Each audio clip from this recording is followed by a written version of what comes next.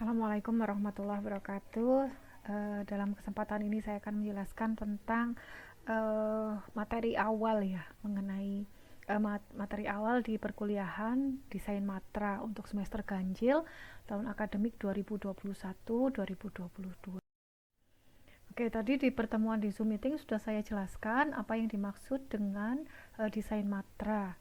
Ini mungkin untuk pekan ini kalian belum ada tugas, jadi cukup menyiapkan bahan-bahan yang diperlukan, bahan dan alat yang diperlukan yang sudah ada di RPS ya, antara lain buku gambar atau sketchbook ya, sketchbook ukuran A3, kemudian pensil kayu warna hitam, pensil kayu hitam, bisa merek apa saja yang bagus lah ya, yang cukup ini apa namanya, kalau digores di kertas itu cukup cukup kuat gitu ya. Ukurannya dari B, 2B, 4B, bisa juga kalian tambahkan kalau mau yang tebal sekali pakai 8B, atau kalau mau yang sangat tipis bisa pakai yang H ya. Kemudian pensil warna, cat poster ini merek yang bagus itu kalau tidak salah Sakura ya, tidak perlu beli lengkap, mungkin triknya itu bisa beli dua atau tiga lah, tiga warna yang kalian suka gitu, yang kalian suka nanti bisa dicampur-campur warnanya, bisa jadi warna yang lain. Ini plus kuas dan paletnya ya, jadi untuk nyampur-nyampur warna itu supaya keluar macam-macam warna. Oke, nanti bisa konsultasi dengan kakak tingkat, dengan para asdos untuk kebutuhan bahan dan alat ini bagaimana supaya bisa hemat tapi bisa memenuhi kebutuhan untuk perkuliahan itu. Kemudian alat gambar yang lain, penghapus, penggaris, kuas dan lain-lain ya. Saya rasa pasti punya, ini kemarin sudah dipakai waktu matrikulasi. Oke, kemudian ini pengantarnya. Jadi ketika kita menciptakan atau meng-create sesuatu, secara sadar atau tidak sadar pasti ada pengaruh atau ada peran dari panca indera kita, karena 5 panca indera itu sebenarnya adalah pintu masuk stimulus yang kemudian bisa merangsang kerja otak kita, bisa membangkitkan satu memori, satu kenangan, atau satu informasi yang tersimpan dalam memori atau dalam otak kita gitu ya. Jadi apa yang diterima oleh panca indera kita, jadi apa yang kita lihat, apa yang kita dengar, apa yang kita raba, apa yang kita kecap, apa yang kita cium baunya, itu bisa memantik. Jadi fungsinya adalah sebagai stimulus ya, stimulus yang bisa membangkitkan munculnya intuisi gitu ya. Jadi ini nanti kira-kira cara kerjanya, kenapa kok harus mendengar, mencium, melatih kepekaan indera itu, cara kerjanya kira-kira seperti itu. Jadi semakin kita menyadari apa yang kita dengar, semakin kita menyadari bau yang kita cium, kemudian apa namanya,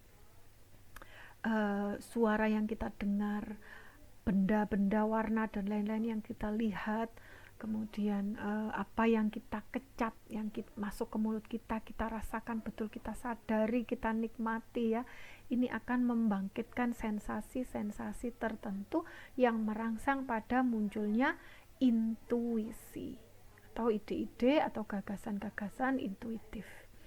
Nah, semakin indera kita terasah, maka intuisi-intuisi itu akan semakin mudah muncul. Nah, ini idealnya seperti itu.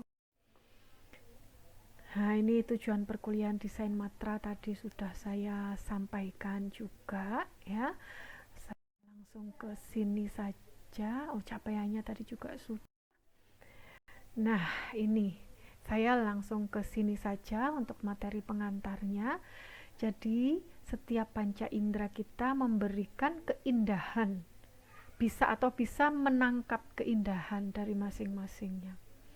Mata kita bisa melihat sunset ya, pasti masing-masing orang akan memaknai sunset dengan cara yang berbeda-beda atau bisa juga sama. Mungkin yang punya memori indah ketika sunset atau sunrise, nah maka akan muncul satu emosi atau rasa yang juga indah gitu.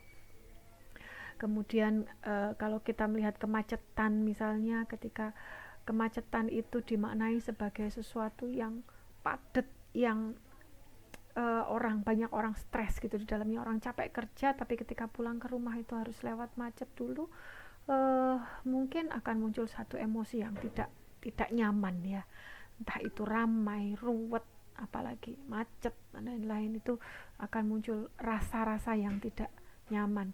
Tapi bisa juga kemacetan itu dimaknai sebagai sesuatu yang indah gitu.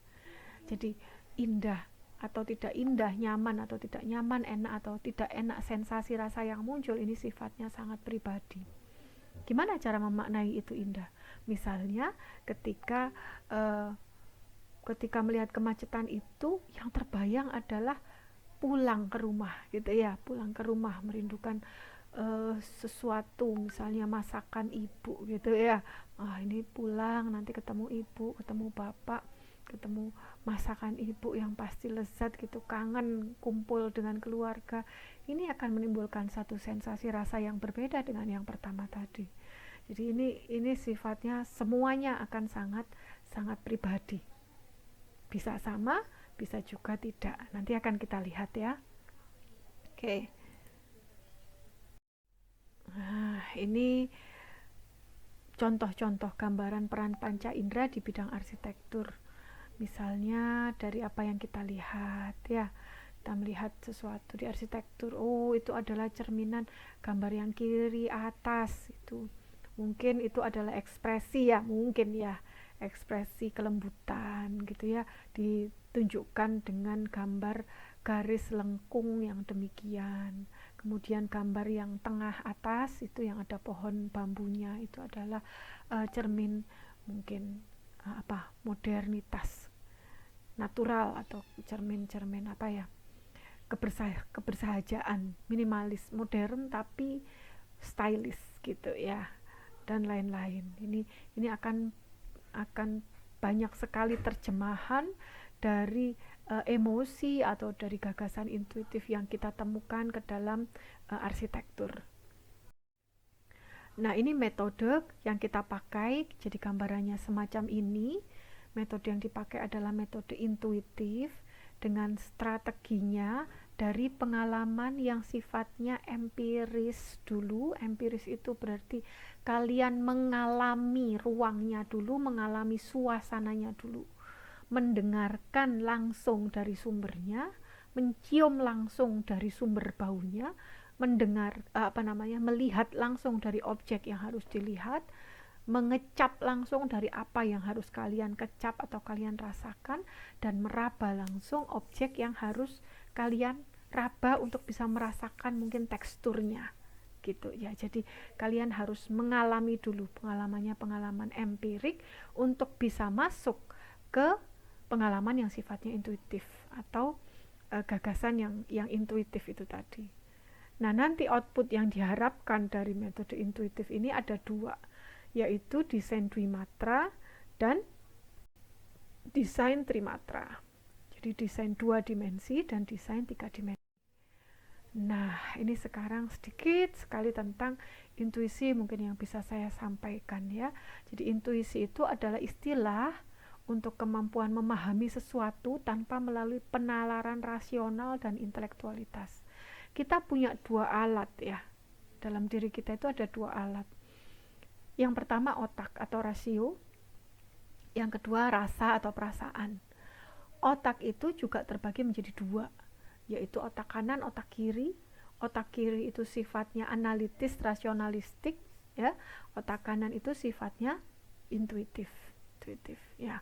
Di antara keduanya itu ada satu lagi yang menambahkan insting. Insting itu respon yang sifatnya spontan, seperti misalnya cicak ketika dia ketemu mangsa, secara instinktif dia akan memotong ekornya gitu ya. Jadi insting.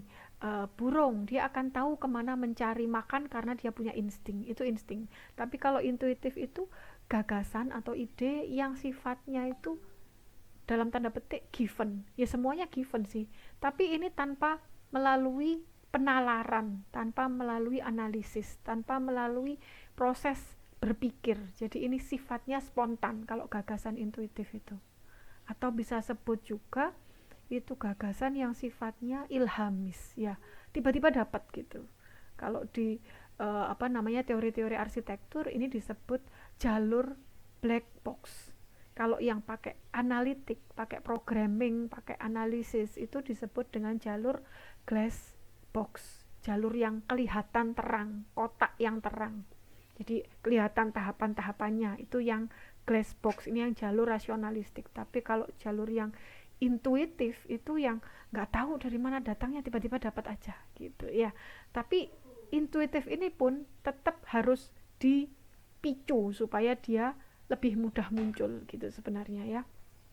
Nah, jalur yang ilhamis atau yang intuitif ini sebenarnya ada kaitannya dengan feeling ya. Karena munculnya spontan itu tadi, ada emosi juga yang bisa jadi akan mempengaruhi munculnya gagasan-gagasan itu. Jadi ada emosi yang dibangkitkan ya, dan ini bisa dilatih. Semakin kita peka, maka akan semakin mudah mendapatkan gagasan-gagasan yang sifatnya intuitif. Semakin terlatih, semakin peka, dan akan semakin tajam. Ini ada 2 contoh. Yang pertama Isaac Newton dengan gagasan apelnya, dengan ketika dia kejatuhan apel, kok tiba-tiba dia dapat gagasan tentang teori gravitasi. Sebelumnya dia sudah punya memori, sudah menyimpan berbagai informasi, sudah ada proses analitiknya memang. Tapi proses ketika dia mendapatkan hukum gravitasi itu prosesnya intuitif. Ketika bersandar di pohon apel, terus dia kejatuhan apel, tiba-tiba dia dapat ide. Aha, gitu ya. Dapat ide tentang hukum gravitasi itu.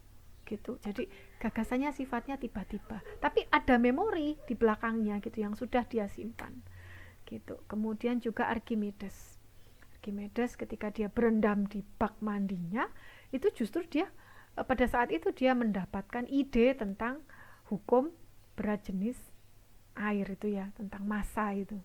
Nah, ini sebelumnya sama seperti si Isaac Newton, dia sudah punya satu tujuan gitu ya, sudah punya target, sudah punya pertanyaan yang harus dia jawab gitu, dan dia sudah mencoba melakukan analisis ketika untuk menjawab pertanyaan itu. Tapi ketemunya justru ketika dia tidak sedang menganalisis gitu ya. Ketemunya justru ketika dia sedang posisi santai, sedang berendam di bak mandinya. Justru ketemunya pada saat itu. Oke, ini bagaimana caranya melatih intuisi. Sebelumnya, saya mungkin bisa menunjukkan ada 2 kesamaan kondisi dari Newton dan Archimedes. Ada 2 kondisi yang sama ketika mereka menemukan gagasan intuitifnya itu. Kedua-duanya ada ketika berada dalam keadaan tenang atau rileks. Khusyuk yang jelas iya, khusyuk. Mereka berkonsentrasi dengan pertanyaan-pertanyaannya tentang apa dan mengapanya itu. Mengapa kok benda-benda selalu tertarik jatuh ke bawah? Mungkin pertanyaannya Newton seperti itu.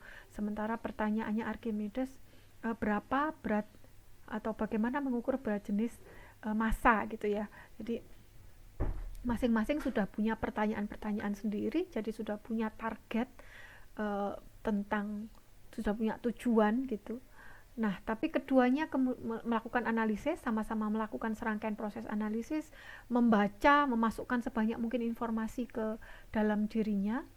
Nah, kemudian menemukan gagasannya itu yang spektakuler dan mendunia dan revolusioner juga, itu justru ketika mereka dalam keadaan sangat tenang, sangat rileks. Newton itu ketika sedang bersandar di bawah pohon apel di rumahnya di kampung, bukan ketika di kampus, tapi ketika di rumahnya di desa di luar kota ya, bersandar di pohon apel ketika siang hari, ada angin semilir sampai dia hampir tertidur, tiba-tiba kejatuhan apel, terus dapat ide itu. Archimedes juga dalam keadaan sangat rileks, bukan ketika dia sedang melakukan analisis di laboratoriumnya, tapi ketika dia sedang berendam. Ya, orang berendam di bak mandi itu kan posisi yang sangat rileks, sangat tenang, sangat nyaman. Nah, itu tiba-tiba dia dapat gagasannya itu, gitu ya. Jadi keduanya ada pada kondisi otak teta atau kondisi tenang, kondisi rileks. Ya, tapi masing-masing sudah punya informasi terkait dengan apa yang akan dia jawab. Oke, itu dua kuncinya. Nah, sekarang bagaimana melatih intuisi?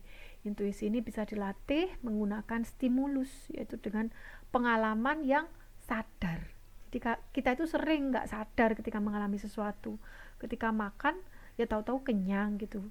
Ya ngerti itu rasanya asin manis, tapi kan cuman gitu aja. Belum pernah benar-benar yang menikmati sensasi yang diterima oleh lidah kita. Rasa asinnya ini asin yang gimana? Asin banget, apa agak asin, apa asin sedikit, sebelah mananya yang asin, asinnya seperti apa gitu kan. Kita tidak pernah benar-benar detail mengamati sampai ke situ gitu ya. Kemudian ketika berada di lalu lintas yang sangat ramai misalnya, ya kita tahu itu ramai gitu aja dan kita ada di situ. Tapi kita tidak pernah duduk diam khusyuk benar-benar mendengarkan suara bising itu sampai bisa memilah ini suara motor ini dari jarak 5 meter, ini jadi jarak 1 meter. Oh, di tengah suara motor itu ada suara ambulans lewat juga, terus berpadu sama orang teriak-teriak menawarkan barang dagangannya misalnya. Ada juga yang sampai suara yang halus terdengar itu mungkin suara suara sapunya Pak penyapu jalan raya.